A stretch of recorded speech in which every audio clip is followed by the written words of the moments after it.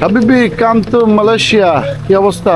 আলহামদুলিল্লাহ ভাই, খুব ভালো। আমার পিছনে যে বিল্ডিংটা দেখতে পাচ্ছেন এটাই হচ্ছে আমাদের হোটেল। এটাই হচ্ছে সেই লাঙ্কাউইয়ের সবচেয়ে বড় বিখ্যাত স্কাই ব্রিজ। আমরা এখন এই ব্রিজের উপর দিয়ে হেঁটে যাচ্ছি। পায়ের মধ্যে প্রচুর গরম লাগতেছে এবং সবচেয়ে মজার বিষয় হচ্ছে এখানে আপনার যে বালিগুলো, এগুলো কিন্তু একদম মালদ্বীপের বালির মতন সাদা, সমুদ্র সৈকতের আশেপাশে যে বালিগুলো আছে। গ্রেভি আছে, ফ্রাইড রাইস আছে, তারপর এখানে একটা সবজি আছে মটরশুঁটি, তারপর হচ্ছে চিকেন। বর্তমানে আমরা আছি উত্তর পশ্চিম মালয়েশিয়ার উপকূল থেকে প্রায় 30 কিলোমিটার দূরে অবস্থিত 99টি দ্বীপের একটি দ্বীপপুঞ্জ লাঙ্কাউই দ্বীপে। বাই এয়ারে ঢাকা থেকে মালয়েশিয়ার দক্ষিণে প্রায় 25 কিলোমিটার বিস্তীর্ণ এই দ্বীপে ল্যান্ড করলে আপনাদের ইমিগ্রেশন নিয়ে কোনো প্রকার ঝামেলা পোহাতে হবে না, কারণ এই দ্বীপে সব টুরিস্টরাই আসে ফ্যামিলি নিয়ে ভ্রমণে। গত পর্বে আমরা দেখিয়েছিলাম মালয়েশিয়া এই লাঙ্কাউই দ্বীপে আমরা কিভাবে আসলাম এবং আমাদের ইমিগ্রেশন অভিজ্ঞতাও আপনাদের সাথে শেয়ার করেছিলাম। আগের ভিডিওটি না দেখে থাকলে ভিডিও ডিসক্রিপশনে আগের ভিডিও লিঙ্ক দিয়ে দিচ্ছি, চাইলে আপনারা দেখে নিতে পারেন। তো আজকের পর্বে আমরা দেখব লাঙ্কাউইতে এসে আমরা কোথায় হোটেলে চেক ইন করলাম, কি কি ঘুরে দেখলাম। তো চলুন ভিউয়ার্স, এবার মূল ভিডিওটি শুরু করা যাক।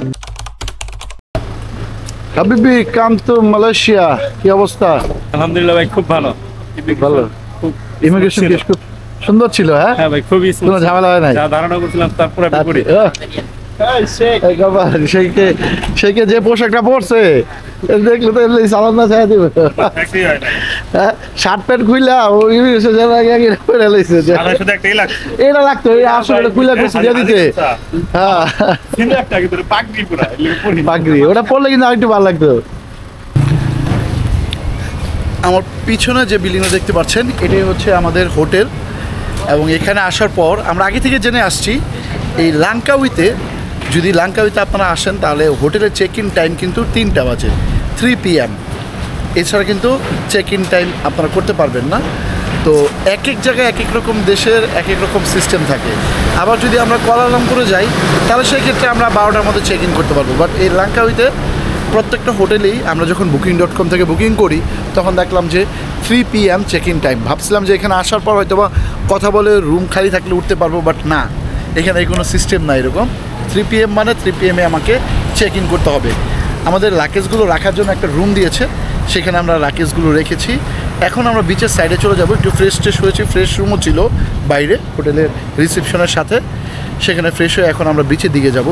আর এই যে রাস্তাঘাট দেখতে পাচ্ছেন, মানুষজন চলাফেরা করতেছে, খুব চমৎকার, নিট অ্যান্ড ক্লিন এবং নীরব, একদম শান্ত পরিবেশ। গাড়ি ঘোড়ার কোনো শব্দ নাই, সবাই আসতেছে, কথা বলতেছে, কিন্তু সাউন্ড আপনি চিল্লাচিল্লি কোনো শুনবেন না আমাদের দেশের মতো। তো আমরা পাশেই হচ্ছে হোটেলের বিচ সাইড, একদম রাস্তাটা ক্রস করলে। তো এখানে হাঁটতে হাঁটতে চলে আসলাম।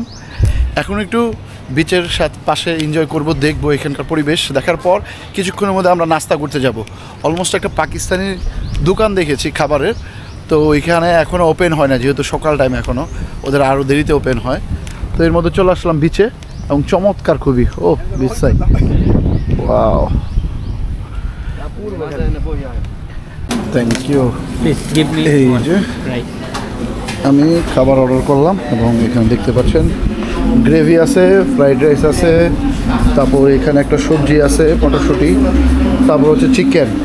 তো এই প্রাইসটা আমার বাংলাদেশি টাকায় মাত্র 200 টাকার মতো পড়েছে। যদি বাংলাদেশি টাকায় কনভার্ট করি, এখানকার মালয়েশিয়ান রিঙ্গিত এবং বাংলাদেশি টাকা 200 টাকায় খাবার, এটা দেখতেই পাচ্ছেন। তো মালয়েশিয়াতে এটা হচ্ছে আমাদের রুম হোটেল এবং অলরেডি গেস্টরা চলে এসেছে রুমে, ব্যাগট্যাগ রেখে ফ্রেশ হওয়া শুরু হয়েছে। আমি মাত্র পেমেন্ট করে আসলাম রুমে। তো এই যে রুমে এখান থেকে এই ভিউটা দেখা যাচ্ছে পুরো।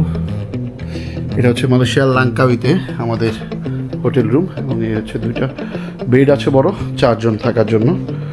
আর এখানে এই যে সবাই অলরেডি চার্জে লাগিয়ে দিছে, যেহেতু কারো মোবাইলে চার্জ নাই, চার্জিং পোর্ট থেকে। আর এখানে একটা ছোট্ট ফ্রিজ আছে রুমের মধ্যে, ফ্রিজে পানির বোতল আছে 2টা। আর এখানে একটা ওয়ার্ড্রপ শেষ আর লকার আছে।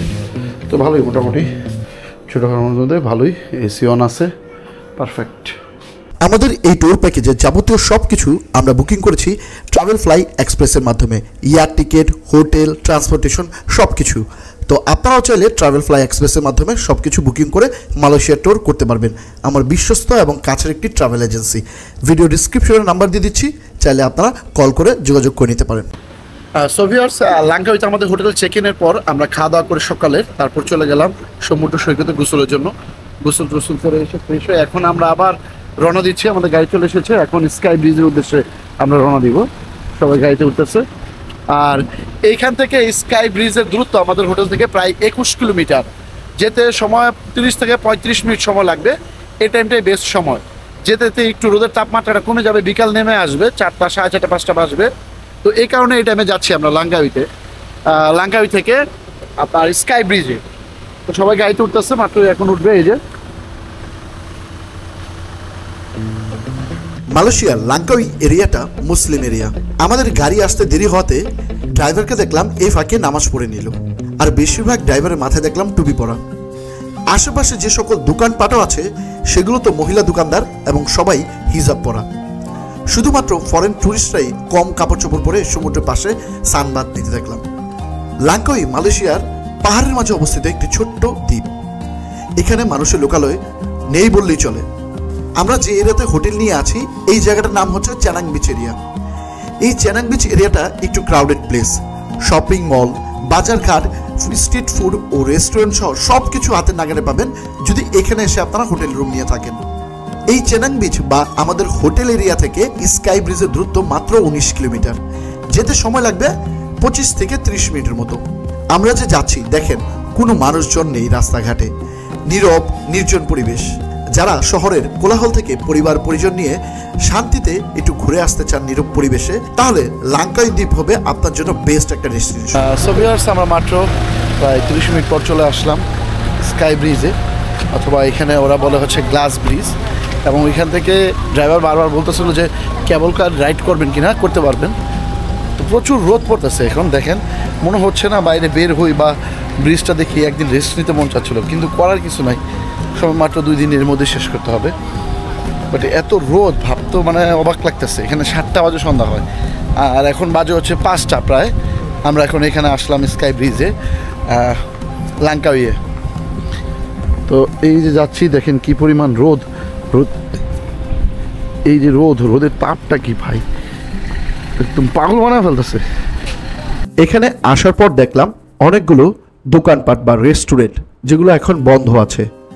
যেহেতু 5টা বাজে, তো হয়তো বা এই কারণে বন্ধ আছে।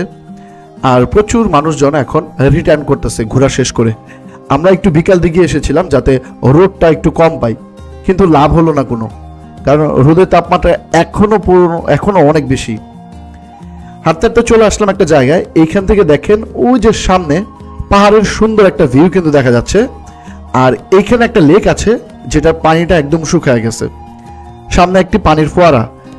যখন আমি ভিডিও দেখে এসেছিলাম তখন দেখলাম যে লেকটা কিন্তু চমৎকার দেখা যাচ্ছিল, বাট এই শীতের সিজনে এখানে এসে লেকের পানি কিন্তু নাই, ওই ভিউটা কিন্তু পাওয়া যাচ্ছে না। তবে আমরা সমুদ্র বিচ বা আশেপাশের যে একটা ভিউ, ওটা চমৎকার পেয়েছি এই সময় এসে। যেহেতু মেঘলা ওয়েদার না, একদম ক্লিয়ার, ছবি টবি সুন্দর ভালো উঠতেছিল। দেখেন সবাই ছবি টবি তুলতেছে। আর সামনে ওই যে ছাতা ঝুলানো জায়গাটা, এটা আরো বেশি চমৎকার লাগতেছিল। এইখানে দাঁড়িয়ে ছবি তুলে যা লাগবে না, অসাধারণ একটা জায়গা। সবাই এখানে দাঁড়াচ্ছে, ছবি টবি তুলতেছে। আর আমাদের যদি স্কাই ব্রিজে যেতে হয়, এই ব্রিজটা পার করে সামনেই হচ্ছে কাউন্টার, ওইখানে গিয়ে প্রথমে টিকিট কাটতে হবে। তো ব্রিজটা পার হয়ে যাচ্ছি, দেখেন অসাধারণ একটা জায়গা। সুন্দর ব্রিজ করে দিয়েছে, যেখান থেকে পুরো ছাতা সিস্টেম। এই জিনিসটা কিন্তু অনেক কমন হয়ে গেছে। বাংলাদেশেও অনেক জায়গা দেখবেন যেখানে এরকম করে সুন্দর একটা রাস্তা করে, যেখানে উপর দিয়ে ছাতা, একটা সমাহার উপর দিয়ে প্রচুর ছাতা লাগা দেয়। তো দেখতে বা ছবি তুলতে কালারফুল ছাতার নিচে খুব সুন্দর লাগে। এবং এই জায়গাটা এখানে আছে। আর এই পাশটায় হচ্ছে যে লেক, একটা সুন্দর ছোট্ট ভিউ হচ্ছে এরকম।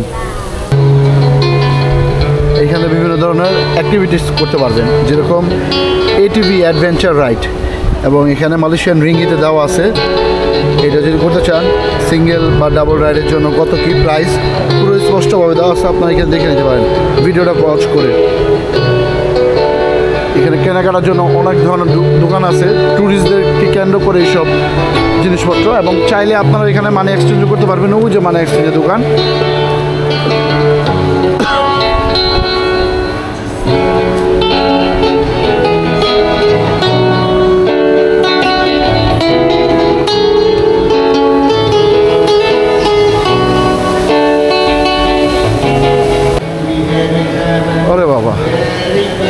ভিতরে পরিবেশটা অন্যরকম, একটা পার্ক পুরো সুন্দর।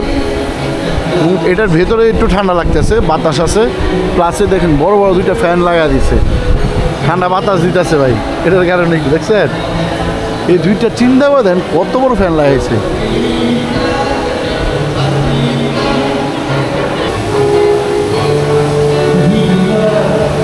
স্কাই ব্রিজে ওঠার আগে আপনাকে টিকিট নিতে হবে, টিকিটিং কাউন্টার, এবং এখান থেকে আপনাকে জানতে হবে কত টিকিট পড়বে। 85 মালয়েশিয়ান রিঙ্গিট আমরা নিয়ে নিলাম টিকিট। এখন যাত্রা শুরু করবো সবাই, চলেন আসেন, চলেন রেডি। টিকিট নিলাম এবং এটা আমাদের অনলাইন পড়া দিবে মেবি।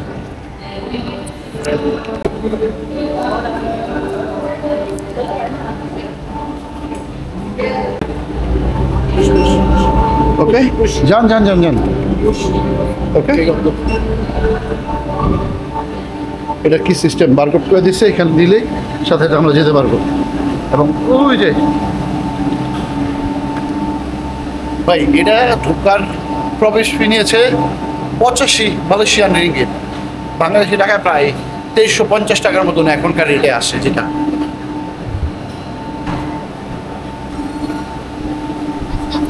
এই যে চলে আসছি অলরেডি। যান যান যান যান, ওটার মধ্যে যান, কাম কাম কাম। আমাদের ডাক দিতেছে, এটা আমাদের ঢোকার জন্য।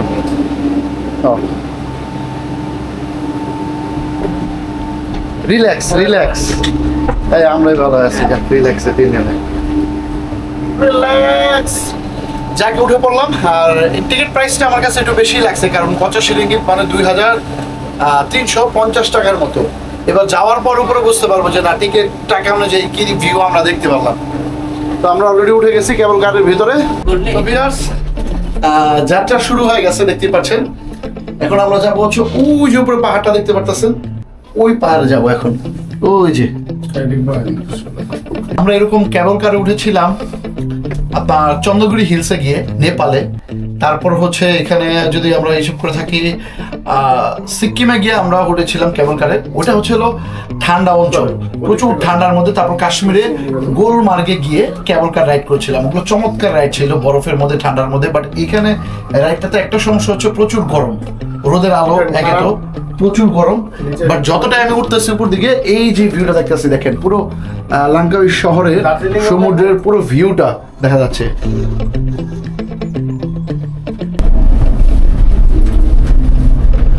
তো দেখতেই পাচ্ছেন আমরা অলমোস্ট চলে এসেছি, প্রায় 4 থেকে 5 মিনিট একটা রাইড ছিল। এরপর আমরা পাহাড়ের এত উঁচা এসে পড়েছি এবং দেখেন ওই যে পাশে সমুদ্রের পুরো ভিউ দেখা যাচ্ছে, কত সুন্দর।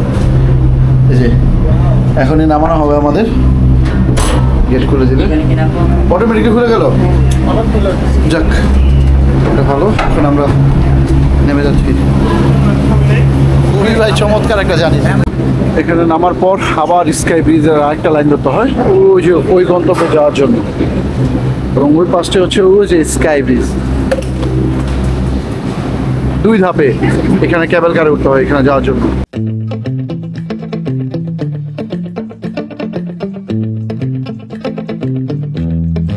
এমনি নামতে হবে, ঘোরার সাথে আছে, নেমে যান, নাহলে আবার গেটে ইয়ের মধ্যে লেগে যাবো। এই যে হ্যাঁ, বেড়ে যান। তো এইখান থেকে আবার আমাদের যেতে হবে স্কাই ব্রিজে ওঠার জন্য উপরের সাইডে। আপনারা টিকিটগুলো সম্পর্কে ভালোভাবে জেনে তারপর নেবেন। হ্যাঁ, এখানে আপনি কেবল কার উঠবেন, এই যে পাহাড়ের উঁচায় নিয়ে আসবে, এটার জন্য একটা প্রাইস 85 মালয়েশিয়ান রিঙ্গিত। কিন্তু এরপর থেকে যা যা অ্যাক্টিভিটিসগুলো করবেন, বা স্কাই ব্রিজে উঠতে চান, বা ওইখানে ওই যে ইগলের ডিম দেখতে চান ওই প্লেসটা, বা অন্য কোনো জায়গায়, তাহলে সেই ক্ষেত্রে কিন্তু আপনাকে আলাদা আলাদা টিকিট পেমেন্ট বা পারচেস করে যেতে হবে। তো এইখানে আসার পর আমরা এটা জানতে পারলাম। বাট যখন টিকিটটা কাটছিলাম তখন দেখলাম যে না, স্কাই ব্রিজ আছে, বাট বুঝতে আমাদের একটু সমস্যা হয়েছে। যাই হোক, লাভলক উঠার জন্য এখন আমাদের আলাদা আবার টিকিট কাটতে হইতেছে। তো আমরা এখানে টিকিট কাউন্টারে আসলাম। Sky bridge ticket price 16। Excuse me, Sky me. 16 আমরা 3টা টিকিট কাটছি। টিকিট কাটলাম আবার স্কাই ব্রিজে যাওয়ার জন্য। এটা রাখেন আপনি, আমরা পরে এটা দেখতেছি। চলেন, 3টা দিছে, হ্যাঁ, হাতে লাগানোর জন্য। এই যে আবার আলাদা কেবল কারের টিকিট নিতে হয়েছে স্কাই ব্রিজে এখানে। আর এটার জন্য পড়ছে হচ্ছে 16 Malaysian ringgit per person adult, আর বাচ্চাদের জন্য হচ্ছে 12 মালয়েশিয়ান রিঙ্গিত। তো যে এখন যাবো ভিতরে, এটাও আবার দিয়ে দিতে হাতে স্ক্যান করে, দেখেন হাতের মধ্যে দিয়ে দিচ্ছে। ওকে, অলমোস্ট আমরা এখান থেকে চলে আসলাম স্কাই ব্রিজে। যদি ভাবি যে নর্মাল কোনো জায়গা আমরা আসছি, বা অনেকে আছেন যে এসে ভাববেন যে উঠলাম না, পরে উঠবো না, বা এই জায়গায় কি, তাহলে একটা বড় মিস করে ফেলবেন। বাট এইখানে আসার পর যে ভিউটা দেখতে পারবেন, এই যে দেখেন পাহাড়ের প্লাস পুরো সমুদ্রের একটা 360 ভিউ, প্লাস ওই পাশে পাহাড় পর্বত, ও জাস্ট অসাম। এখন উপরে আসার পর ভালো লাগতেছে যে না, ঠিক আছে, একদম পারফেক্ট একটা জায়গায় আসছি। সো ভিউয়ার্স, এটাই হচ্ছে সেই লাংকাউইয়ের সবচেয়ে বড় বিখ্যাত স্কাই ব্রিজ। আমরা এখন এই ব্রিজের উপর দিয়ে হেঁটে যাচ্ছি।